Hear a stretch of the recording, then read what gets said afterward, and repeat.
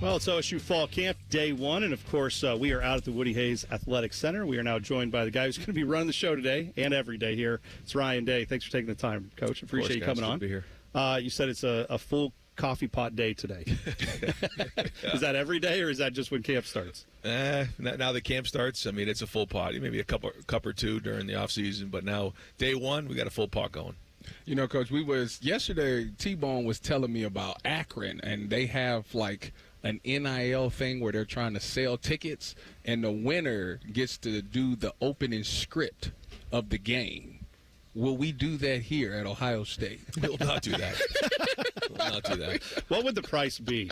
They could probably watch the script Ohio, but that's about all we're going to let them do. I just said it would be 4 verts. That's what everybody would do. Or bring out their Madden console and be like, what play? Hold on, Coach. Let me get my plays ready. Right. So throw it to number 4. They are going to sit with the head coach when they make that call. But, offensively, this time last year when we were here, there was a quarterback battle going on between Lincoln Keenholz. Obviously, Julian Sayin won that. But this year, not that situation. So what does that mean for Julian Sayin year 2? How does that make you as a head coach now, when you're obviously quarterbacks are part of the thing that you love to help out with? How does that feel coming into this one? A little different than last year. Yeah, it is. I was actually thinking about that driving in this morning. You know, the just the angst of having somebody that's never done it before. They're just always an unknown, and so you're constantly in your mind thinking about, okay, how is he going to react in this moment? And certainly with the monster opener we had last year, you're constantly thinking about that and what kind of situations are we going to put him in. And that's not the case when you're into year 2. And when you have an experienced guy, I mean, for Will, he had experience at Kansas State but didn't hear, so there was still a little bit of that feeling. But really, other than that, it was CJ, it was Justin, and now it's Julian. So for him, the leadership, he's really stepped up in a big way. The offseason's been excellent for him, physically, mentally, emotionally, and then I think he's really, excited about working with Arthur as well and some of the things that we're putting on his plate. So, he's got to be a veteran player now, and everybody in that huddle's looking at him as the veteran guy, which completely changes things. You brought up Arthur Smith. When you look at what the offense was last year, and then you've worked with him in this spring, what has been some of the new things that he's done that's been like, all right, we needed that addition to this offense? Well, that's really what the offseason was about in terms of identifying the things that he really feels passionately about that fit our guys, and then melding it with the things we've done in the past. So, I'm not going to really get into all those things schematically right now, but I think you'll see mixes of what we've done in the past and some things that he's going to bring to the table that'll look a little bit new. I'm curious with the amount of transfer portal guys now, that shift that's just happened everywhere in college football.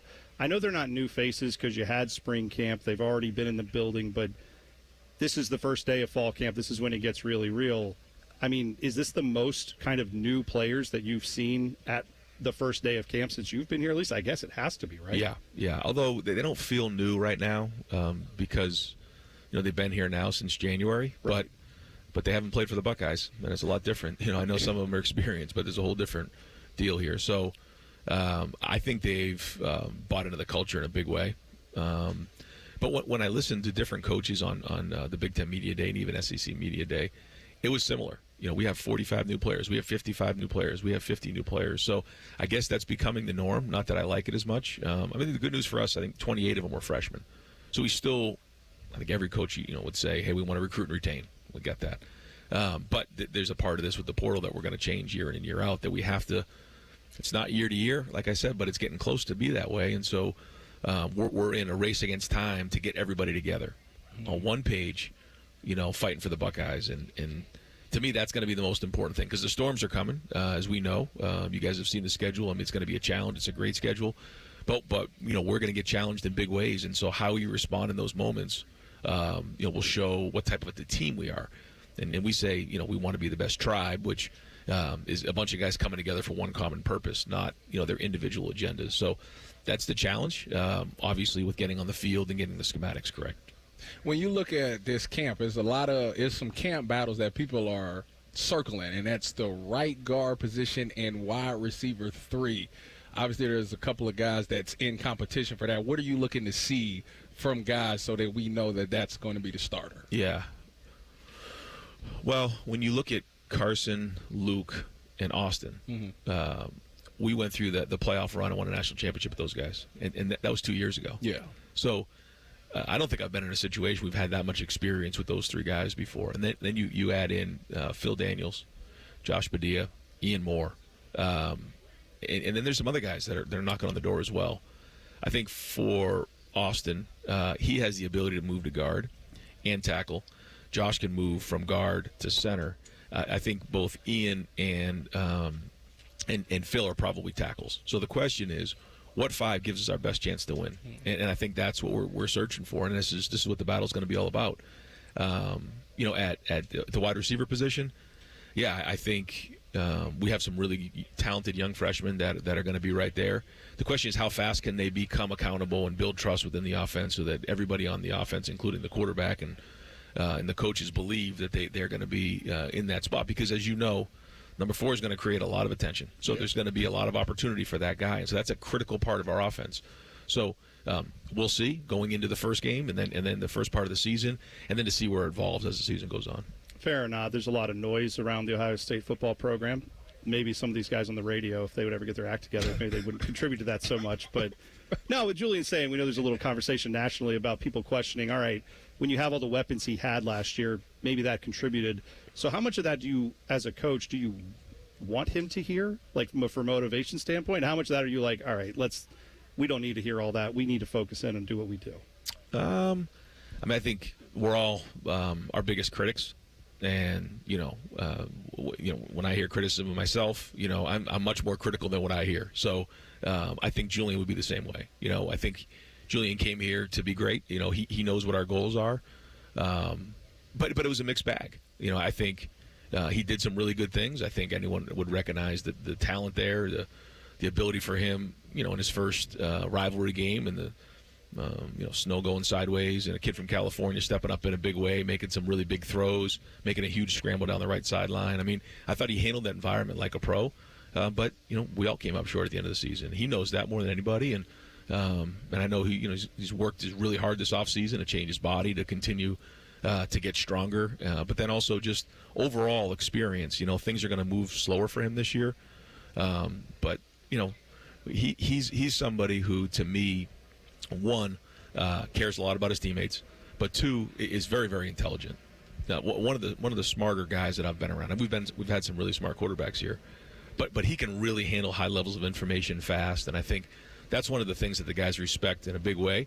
But I say this all the time: if you want to get on the field here, if you want to be a legend here, if you want to be a great player at Ohio State, one, get on special teams, which a quarterback can't do, but two, attach yourself to Mick Marotti. Because if you want credibility, and that's exactly what he's done, and he understands what it means to have that stamp from Mick in the building. And so he's done that, but now we got to go put it on the field. Coach Mick is definitely one of those guys that you want to stand with. So I'll get you out on this one. Yesterday, I'm going over camp. I'm on Twitter or X, and I'm looking at Caleb Downs making these plays with Dallas. I see Sonny Styles making plays, Arvell Reese, Carnell Tate. And it hit me like, we got to replace those guys. Some of us have been mentioning that, Tyvis. I kind of forgot about it. Like, listen from 6 to 9 a.m. when you're on. Like on the defensive side of the ball, you're missing a lot of guys that has done well, that's doing well in the NFL. How are you going to replace those key players? I'm happy for them, but I was the same way as you. I'm like, God dang. I mean, look at these guys. But the same questions were asked the year before. Yeah. And so you have to do that. But now in the portal, we had to address it with guys who had experience. And so that was a huge part of, Earl Little and James Smith and John Walker and Terry Moore. I mean, these guys have played a lot of football now, not at Ohio State. So we got to get them up to speed, like I said. But then there's a lot of guys like Arvell the year before. Nobody knew who Arvell. I mean, nobody was talking about Arvell Reese nationally, and now look what happened. There's guys like Kenyatta Jackson. There's guys like Peyton Pierce. There's guys like Jalen McClain. There's guys like Jermaine Matthews, who we're counting on, Devin Sanchez, to now step up and take on those roles. Nobody came here to be average, and everybody knows the expectation here. And that's what I like about these guys. They know it, and they embrace it. Well, thanks for having us out here. We're looking forward to watching it today, and thanks for the time this morning. I know you got a ton of other things to do, so we'll let you get to them. We got special teams meeting starting here soon, so I appreciate you guys. Perfect. That's Tyvis has got to join you, I think, right? You're pretty familiar with special teams. Oh, meetings, yeah. right? All right, Ryan Day joining us Appreciate right here on The Fan, of course. And, of course, you can always watch what we're doing out here at camp. Just go to YouTube, 971 The Fan, click on T-Bone and Tyvis, and you'll be right in the YouTube chat. That was, we told you, we'd ask him about the Akron script of the plays. Not doing that.